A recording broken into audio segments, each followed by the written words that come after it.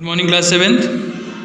बेटा आपको अब एनुअल में यूनिटरी मेथड से आएगा चैप्टर 9 से। तो ध्यान से देखिए यूनिटरी मेथड क्या है, बचपन से पढ़ रहे हो, बहुत सिंपल चीज़ है।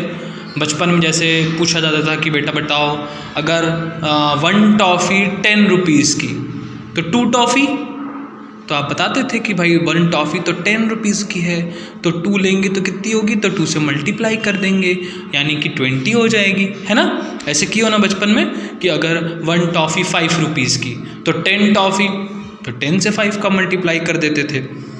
इसमें भी लगभग वैसी चीज़ है, बस क्या करना है, पहले आपको 1 का फाइंड करना है, उसके बाद जितने का पूछेगा उतने का फाइंड करना है, ठीक है।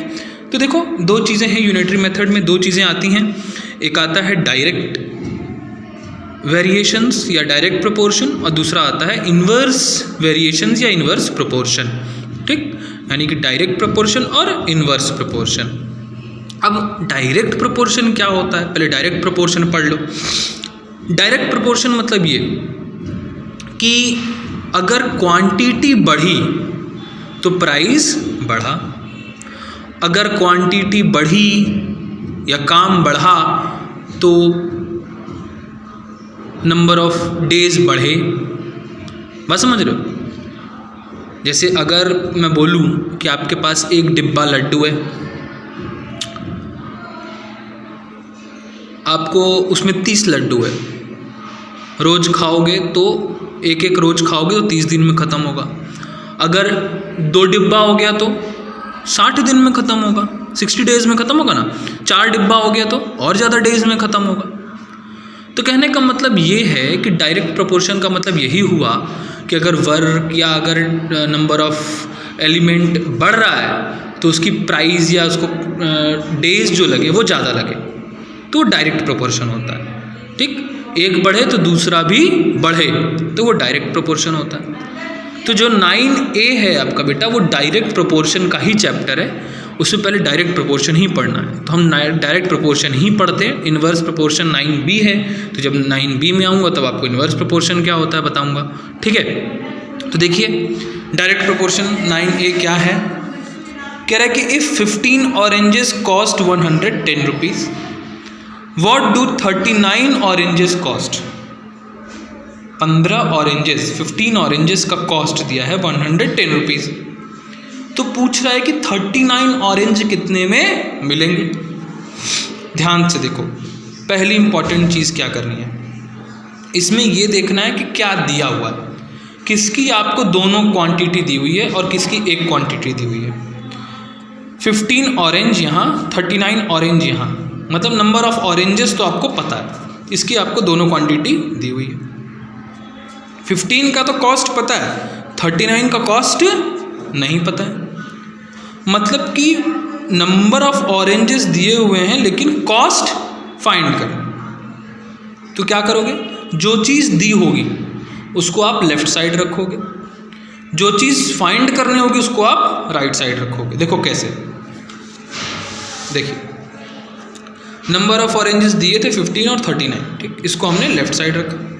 कॉस्ट हमें एक का दिया था, एक का फाइंड करना है, इसलिए कॉस्ट को हमने राइट साइड रखा। अब यूनिटरी मेथड है, इसका मतलब 1 का फाइंड करना बहुत ज़रूरी है। 15 की कॉस्ट 110, तो 1 की कॉस्ट कितनी होगी भाई, 15 की 110, तो 1 की कॉस्ट तो कम ही होगी ना, तो कम होगी तो क्या करेंगे, डिवाइड करेंगे। 110 अपॉन 15 डिवाइड किया। अच्छा, तो ऐसे ही छोड़ दीजिए, इसको डिवाइड मत करिए, 1 अपॉन में लिख के छोड़ दीजिए, मतलब डिवाइड हो रहा है।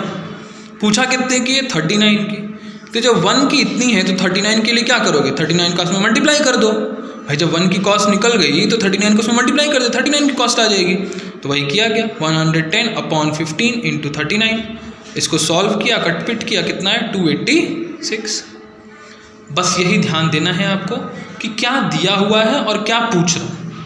एक और देख लो, क्वेश्चन 2 कह रहा है 8 kg शुगर का कॉस्ट इतना, कह रहा है कितना शुगर खरीदा जाएगा इतने रुपए में, यानी कि कॉस्ट दोनों का दिया है, एक क्वांटिटी दी, दूसरी क्वांटिटी पूछ रही है। तो लेफ्ट साइड इसमें क्या लिखोगे, कॉस्ट 260 की कितनी है 8 kg, तो 1 रुपये में कितना मिलेगा, 260 रुपीज़ में 8 kg मिलेगा, तो 1 रुपये में 8 अपॉन 260, भाई 260 रुपीज़ में 8 kg, तो 1 रुपीज़ में 8/260, ठीक। तो 877.50 रुपीज़ में कितने मिलेंगे, तो मल्टीप्लाई कर दोगे 8/260 इंटू 877.50, ठीक। सॉल्व कर दोगे, आंसर आ जाएगा। क्लियर? ऐसे ही करना है, बस आपको ये ध्यान रखना है कि कौन सी चीज़ लेफ्ट में लिखनी है, कौन सी राइट में। जो दी हुई है दोनों क्वांटिटी जिसकी दी हुई है वो लेफ्ट में, जिसकी एक दी हुई है वो राइट में। सारे क्वेश्चन ऐसे ही हैं। एक लास्ट क्वेश्चन देख लो, कह रहा था extension in an elasticity string, कह रहा है कि इलास्टिसिटी स्ट्रिंग थी, मतलब जो खींचने पे फैलती है वैसी स्ट्रिंग थी, ठीक। Direct varies directly as the weight, जैसे ही भाई उस पर वेट डाला जाता था वैसे ही वो खिंच जाती थी, ठीक है।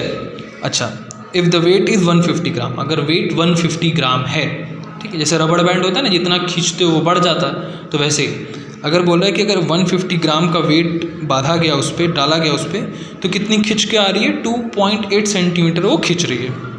तो बताओ कि कितना वेट डालें कि 19.6 सेंटीमीटर वो खींचे, यानी कि आपको एक्सटेंशन दिया है 2.8 और 19.6, एक्सटेंशन इधर लिख लोगे और वेट इधर लिख लोगे। देखो ऐसे ही एक्सटेंशन इधर लिख लिया, वेट इधर लिख लिया।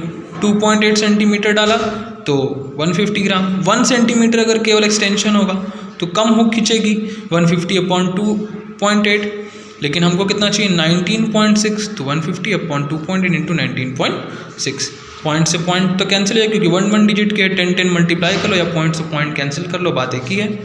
फिर हमने सॉल्व कर दिया इसको, तो कितना है 1050 ग्राम, 1050 ग्राम। इसको आप केजी में कन्वर्ट कर लीजिए, तो 1000 से डिवाइड कर देंगे तो क्या हो जाएगा 1 kg 50 ग्राम, ठीक। 9A कंप्लीट हो गया। यही आपका आज का होमवर्क है, आपको 9A कंप्लीट करना है। ओके बेटा, थैंक यू।